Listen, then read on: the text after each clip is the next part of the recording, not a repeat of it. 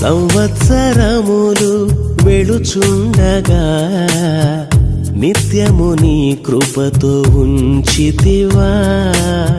దినములన్నీ తరుగుచుండగా నీ దయతో నన్ను కాచితివా.